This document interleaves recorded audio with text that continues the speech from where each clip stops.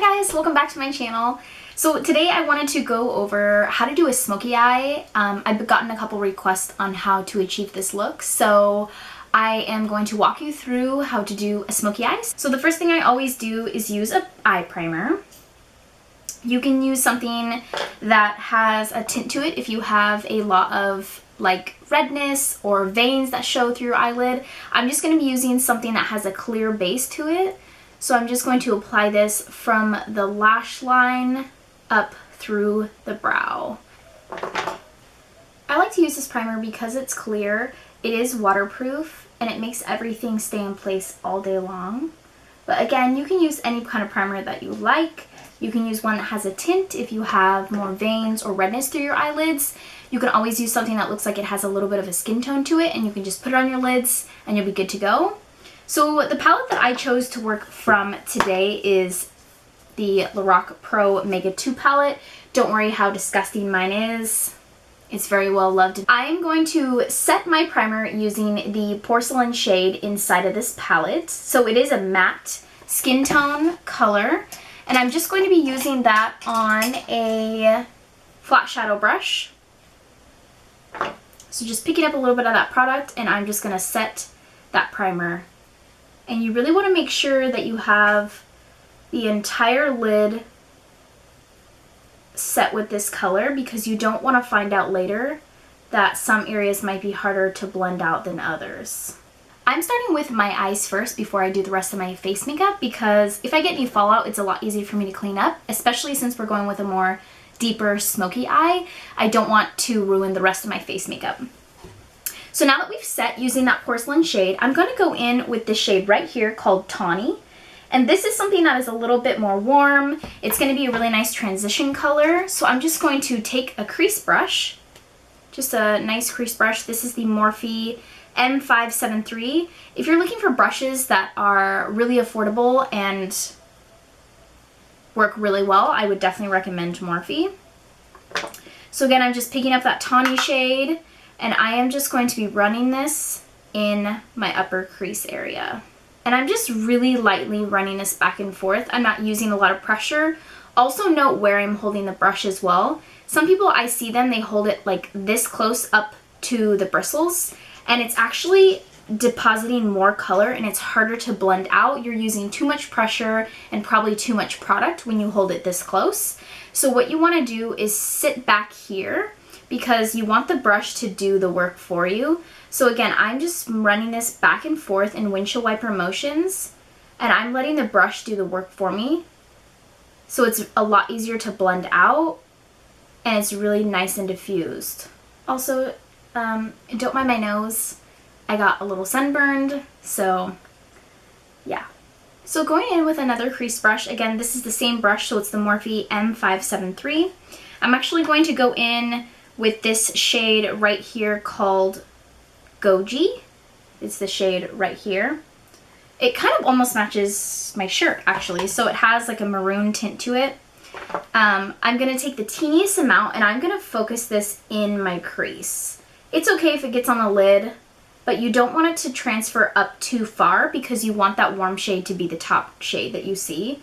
So I'm going to focus this color in the crease and not bringing it too high. Again, note where I'm holding the brush. It is further back. You don't want to be up too close. So let the brush do the work for you by just doing windshield wiper motions back and forth.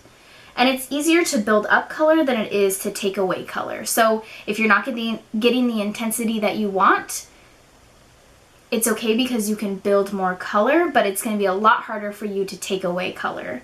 So keep that in mind when you're working with a smoky eye. So this is what you should be left with right now. And then for the actual shade, I kind of wanted to do something more on the green side. So I'm going to be going in with this color right here in the corner, and this is the color Forest.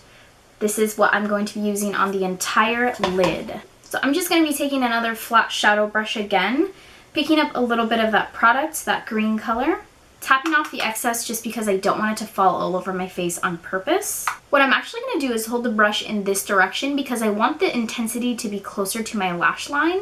So I'm going to be taking that shadow and pressing it right along my lashes. So this is what it should look like right now. So I packed on a decent amount of the forest green color. Packing on the other eye. Again, keeping it towards my lashes and then kind of flicking it upwards towards the crease. Again, this eye I forgot to tap off, so that's what you don't want to do. So now that I have my color packed on there, what I'm going to do is start taking that brush that we used for the upper crease area, and I'm going to start blending it in windshield wiper motions to kind of bring the green up a little bit farther and make it look really diffused into the crease colors. And then what I like to do is actually use my finger as well. So I'm going to go back in with that forest color and start packing on again the intensity that I'm looking for. Making sure to not bring it up too high into the crease, because that's where it starts to look like we may have got punched in the eye. We don't want that. So again, taking that brush again, and I'm just really lightly buffing out the edge of that green color. And then switching to another crease brush, I'm just going in with that goji color again, which is the color that kind of matches my shirt. And I'm just going to be popping this back into the crease again, just because we did lose that color a little bit. So I just want to pop it back into the crease, just so we don't lose that color. Taking the green shade again, packing that color on.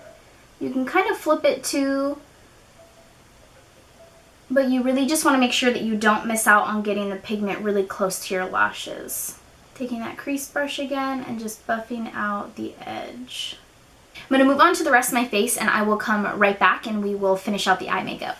Okay, so now that I have the rest of my face makeup on, let's finish up the eyes together. So I, for smoky eyes, really like to have a pretty intense bottom lash line, kind of smoke out dropped effect.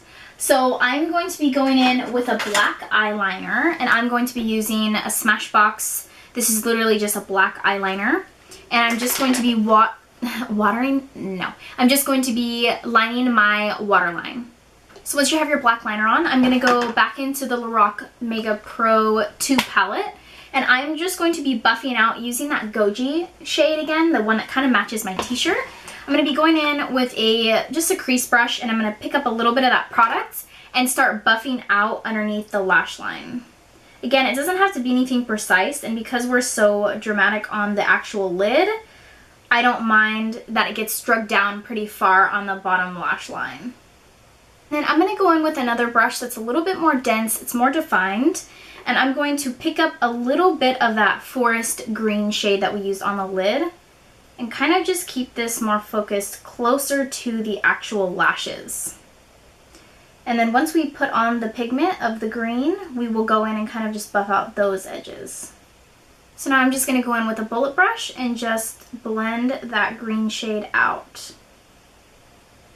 And then going in with your favorite mascara, just pop some on the bottom lashes. This kind of just balances everything out.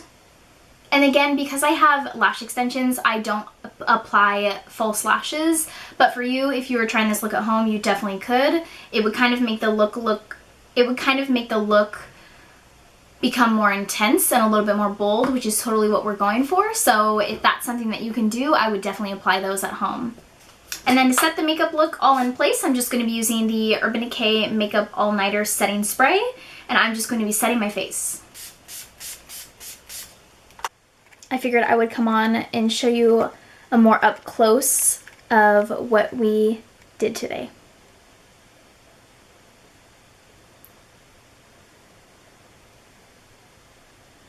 Again, if you have any questions regarding this video, just leave them down in the comments and I'll be sure to get back to you.